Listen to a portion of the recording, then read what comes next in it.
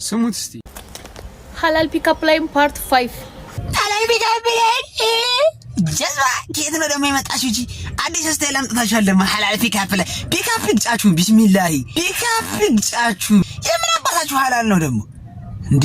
እንደዚህ ብላችሁ ደግሞ ሐላል ዚናም ታመጡብናላችሁ።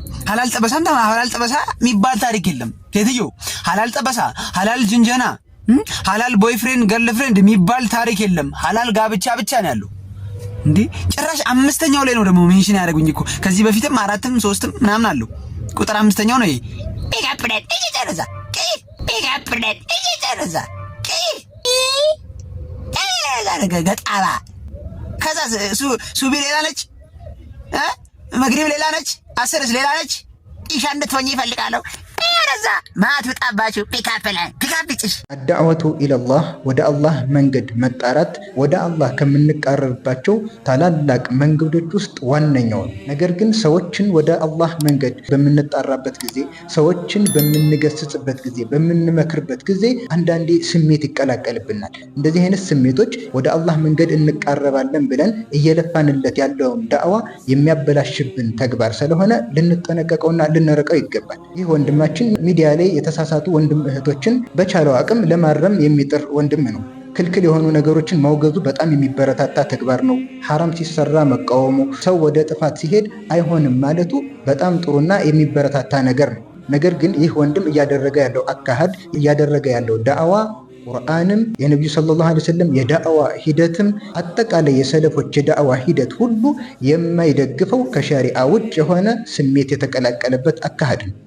እንደዚህ አይነቱን ስሜት ነው ልንጠነቀቅ የሚገባው። ነገር ግን ይህ ወንድም በሚያደርገው አካሄድ ላይ ሱብሃንአላህ፣ መቼም ሰው እንደዚህ አይነት ነገሮችን ይከታተላልና በምታዩት መልኩ ሰዎችን ገስጻለሁ እመክራለሁ ብሎ ሲሳደብና ያልሆኑ አግባብ ያልሆኑ ቃላቶችን ሲናገር ኮሜንት ላይ የልቤን ተናገርክልኝ፣ አስደሰትከኝ እያሉ እየጻፉ በመጥፎ ነገር ላይ የሚያበረታቱ ሰዎች በመኖራቸው ይህ ልጅ ያለበት ነገር ጥሩ መስሎ እንዲታየው ሆኖ ሊሆን ይችላል። ቁርአን ላይ የተጠቀሱ የነቢያቶችን የዳዕዋ ሂደት በምናይበት ጊዜ ሱብሃንአላህ ከእንደዚህ አይነት መንገዶች የጠሩ ሆኖ እናገኛቸዋለን። በመጀመሪያ ደረጃ ቁርአን ራሱ እንዴት ዳዕዋ ማድረግ እንዳለብን መሰረታዊ የሆነ ነገሮችን ነግሮናል። ادعو الى سبيل ربك بالحكمة والموعظة الحسنة። ወደ ጌታህ መንገድ ተጣራ። በምን? በሕክማ በጥበብ ተጣራ። የቁርአንና የሐዲስን አስተምሮት በመጠቀም በጥበብ ተጣራ። ከዛስ ወልመውዒዘት ልሐሰና መልካም በሆነ ግሳጼ ተጣራ።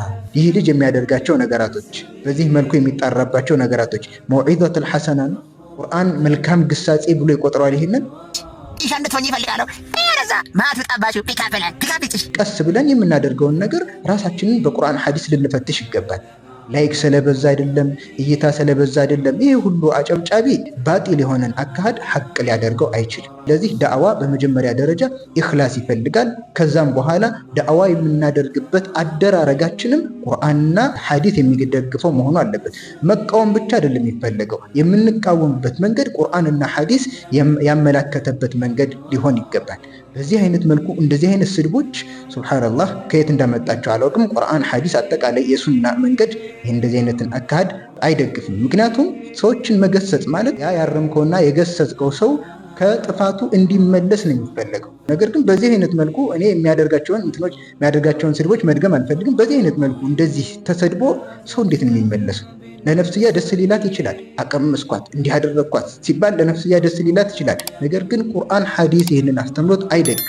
ነቢያቶች ስንት እየተንገላቱ ስንት እያሰቃዩቸው የሚጣሩበት መንገድ ወላሂ በጣም የሚገርም። በዚህ መልኩ በሚዲያ ላወጣው የፈለኩበት ምክንያት ይህ ልጅ በጣም በዚሁ አካሄዱ ቁርአንና ሐዲስ በማይደግፈው አካሄዱ ላይ ስለታወቀና ይህንን ነገር ደግሞ ነፍስያውን ካረገጠ በስተቀር ለማቆም ስለሚያስቸግር፣ ምክንያቱም በአንድ ነገር ላይ እውቅና ከተገኘ ያንን ነገር ለማቆም ነፍስያውን ያልተቆጣጠረ ሰው ካልሆነ በስተቀር ለማቆም ያስቸግረዋል። ስለዚህ በዚህ መልኩ በሚዲያ ያወጣውበት ምክንያት የዳዕዋን ሂደት በዚህ በስድብ መልኩ ስላስተዋወቀ። በጣም የሚገርመው ይሄ ልጅ ሰዎችን ሲያርም ገጣባ ምናምን እያለ የሚሳደበው ነገር አለ። ገጣባ በዚሁ አካሄዱ ላይ ታውቆ ሚስተር ገጣባ ተብሎ ስም እስከሚሰጠው ድረስ ማለት ነው። ዛሬ ከሚስተር ገጣባ ጋር ነኝ ያለሁት። ሱብሃንአላህ አንዳንድ ነገራቶች ሲደጋገሙና ዝም ሲባሉ ትክክለኛ አካሄድ ናቸው ማለት አይደለም። ያላችሁበት መንገድ ከሐቅ ያገለለ ነው።